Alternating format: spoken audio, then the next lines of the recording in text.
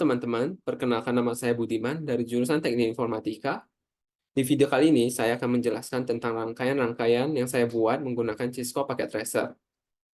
Rangkaian yang saya buat di sini ada 6. Jadi nanti saya akan menjelaskan satu per satu. Namun, rangkaian yang pertama yang saya akan jelasin adalah rangkaian membuat jaringan sederhana. Nah, di sini teman-teman hanya membutuhkan 2 buah PC dan 1 buah switch. Rangkaian ini cukup simpel ya, teman-teman. Setelah teman-teman buat 2 PC dan 1 switch, teman-teman harus gabungkan dulu menggunakan kabel. Nah, setelah digabungkan menggunakan kabel, maka teman-teman harus mengkonfigurasi masing-masing PC-nya. Nah, di sini PC 1 saya mengkonfigurasi dengan IP address 192.168 dan 1.2. Di sini cara mengkonfigurasinya cukup gampang. Teman-teman pergi ke dekat desktop dan IP configuration, teman-teman bisa masukkan IP address-nya. Lalu subnet mask-nya itu akan otomatis terisi. Sama juga untuk PC yang satu lagi. Teman-teman pergi ke desktop, masukkan IP address, dan kita bisa mencobanya apakah terkoneksi atau enggak sekarang. Nah, di sini saya menggunakan message saja. Klik di PC 1 dan PC 2. Nah, ini berarti sukses. Di sini sudah menampilkan sukses. Teman-teman juga bisa mencobanya menggunakan command prompt. Teman-teman masukkan saja IP address-nya dengan cara ping 192.168.1.3. Nah, kalau ada tanda reply, berarti dia menerima dan berhasil dihubungkan. Selanjutnya, saya akan menjelaskan rangkaian kedua. Pada rangkaian kedua ini juga sama menggunakan jaringan sederhana, namun di sini teman-teman menggunakan jaringan yang wireless. Jadi teman-teman membutuhkan 2 buah PC dan 1 buah access point. Teman-teman lakukan dengan cara mengkonfigurasi IP dulu di masing-masing PC. Di sini dengan cara sama seperti tadi, ketika IP address, dan teman-teman masukkan IP address-nya, dan masukkan IP address satu lagi di desktop. Nah, setelah teman-teman mengkonfigurasi IP-nya, teman-teman bisa ke dekat fisikal. Nah, teman-teman di sini mau ubah komputernya menjadi wireless. Jadi, teman-teman perlu mengaktifkan wireless-nya menggunakan cara ke dekat fisik, baru cari web WMP 300N. Nah, di sini teman-teman harus mematikan dulu komputernya. Setelah dimatikan, baru teman-teman bisa cabut ini dan memasukkan WMP 300-nya ke dalam. Setelah itu, teman-teman jangan lupa aktifkan kembali komputernya. Nah, setelah teman-teman aktifkan kembali, nanti ada nih garis-garis yang putus-putus di sini. Nah, ini menandakan sudah terhubung. Setelah itu, teman-teman bisa tes apakah terhubung atau enggak menggunakan message. Kalau dia sukses, nah berarti dia berhasil ya, jaringan yang teman-teman konekkan itu menggunakan access point. Teman-teman juga bisa melalui ping, seperti ini yang tadi saya buatkan. Sama, perintahnya juga ping 192.168.1.3. Nah, kalau ada reply, berarti jaringan itu berhasil. Nah, untuk yang ketiga, teman-teman membuat sebuah server HTTP pada jaringan. Jadi, teman-teman perlu sebuah server dan sebuah PC. Sama seperti awal, teman-teman harus mengkonfigurasi dulu IP dari PC tersebut. Di sini saya menggunakan 192.168.1.2. Setelah itu, teman-teman bisa ke dekat server. Setelah teman-teman membuka server, teman-teman bisa mengkonfigurasi IP-nya server di sini menggunakan 192.168.1.1. Setelah itu, teman-teman pergi ke dekat service, lalu aktifkan HTTP-nya. Nah, di sini teman-teman harus klik on. Setelah itu, teman-teman bisa coba nih, servernya terkoneksi atau enggak sama PC-nya. Kalau sukses itu berarti sudah berhasil ya. Dan sekarang kita harus tes gimana sih apakah HTTP-nya itu berjalan? Nah, karena kita sudah mengkoneksi sebuah PC untuk mencoba mengakses server, jadi teman-teman ke PC, baru teman-teman pergi ke web browser. Di sini teman-teman bisa memasukkan URL dari server. URL dari server itu berupa IP dari server yang tadi kita masukin 192.168.1.1. Nah, lalu teman-teman klik go. Nah, di sini ada tampil gini. Nah, ini berarti teman-teman sudah berhasil mengakses server melalui PC di halaman IP dari server. Maka jaringan ini berarti berhasil ya teman-teman. Nah, selanjutnya kita akan membahas rangkaian keempat nih teman-teman. Di sini bedanya sama atas, teman-teman membutuhkan satu server DNS untuk mengubah halaman IP-nya menjadi nama. Nah, teman-teman membutuhkan sebuah PC, dua buah server, yang satu server yang satu teman-teman gunakan untuk server HTTP, satunya lagi teman-teman menggunakan untuk server DNS. Dan juga teman-teman membutuhkan sebuah switch. Nah, seperti biasa teman-teman harus mengkonfigurasi dulu masing-masing PC dan servernya. Di sini, di PC teman-teman harus mengkonfigurasi melalui desktop dan IP configuration. Lalu teman-teman masukin IP address-nya. Di sini saya sudah masukin 192.168.1.2.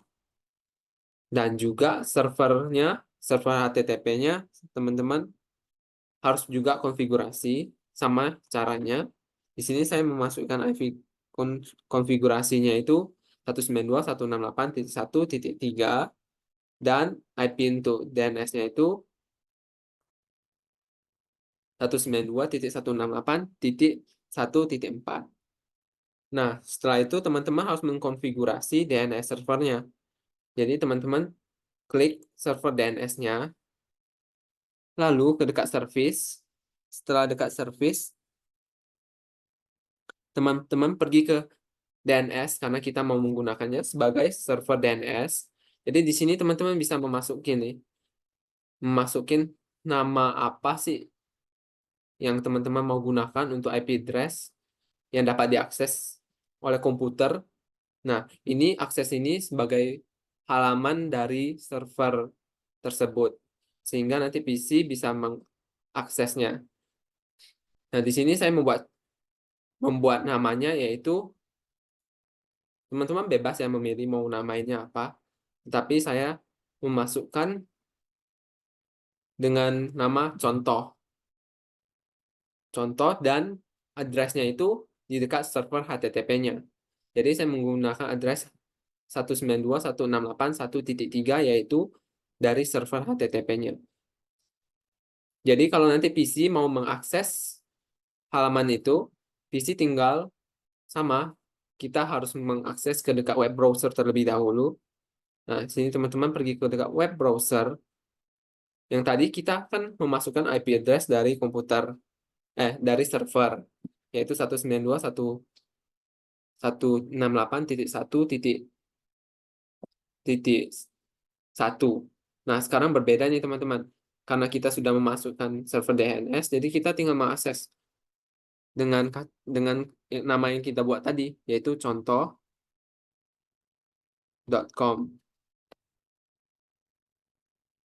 Nah, kalau kayak gini, berarti contoh.com dia sudah mengarahkan ke dekat server HTTP-nya. Jadi penggunaan DNS-nya, server DNS-nya berhasil ya teman-teman. Nah, selanjutnya kita akan menjelaskan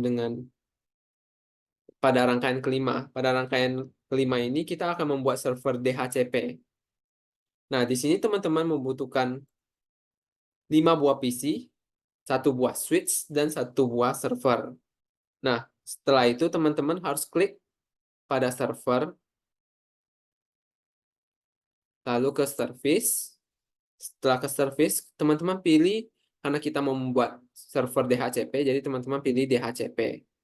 Di sini, teman-teman harus memasukin default gateway, DNS, IP address, dan subnet masknya. Jangan lupa untuk maksimum number of user juga harus dimasukin. Di sini saya memasukkan IP address berupa 192.168.2.10 ya. Titik 2.10. Sedangkan subnet masknya tetap sama dan teman-teman tinggal tekan add untuk mengaktifkan server tersebut. Jangan lupa teman-teman harus mengaktifkan juga dan klik on di sini. Nah, setelah itu teman-teman juga harus mengkonfigurasi nih teman-teman. Mengkonfigurasi servernya tadi.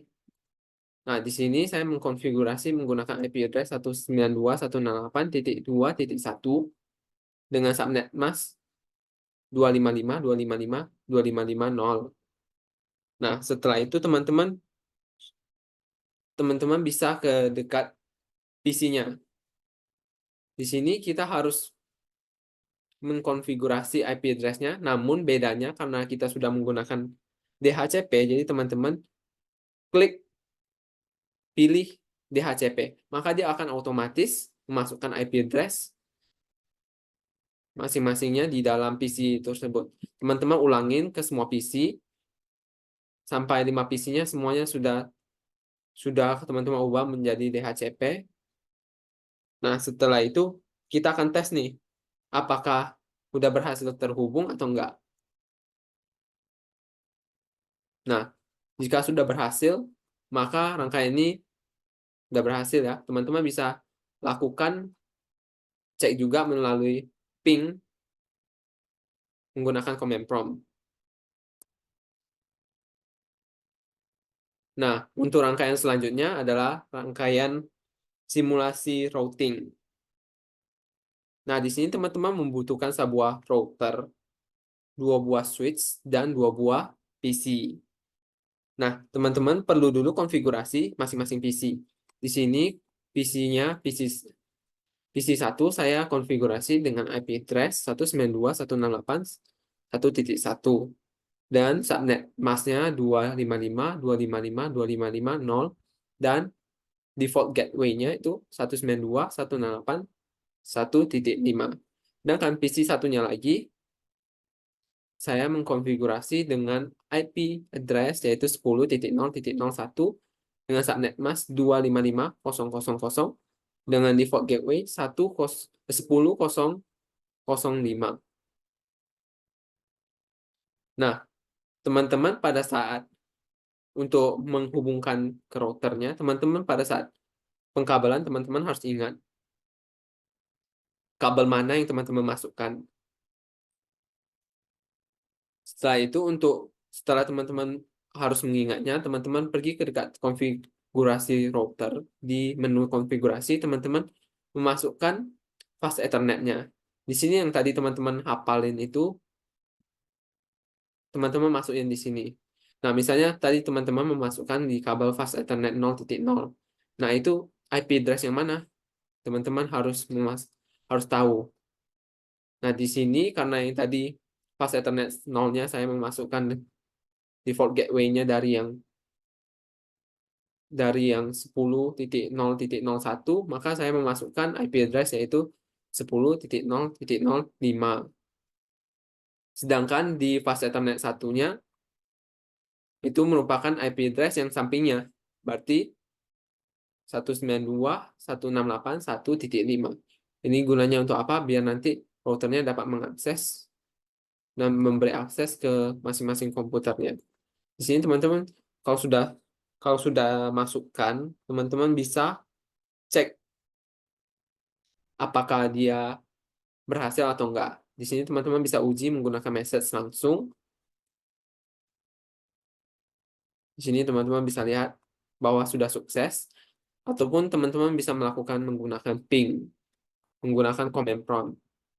Itu ping 10.0.0.1. Nah, kalau ada mendapat reply, berarti jaringan ini berhasil. Nah, sekian nih dari penjelasan rangkaian yang telah saya buat. Jika ada kesalahan, mohon maaf. Terima kasih.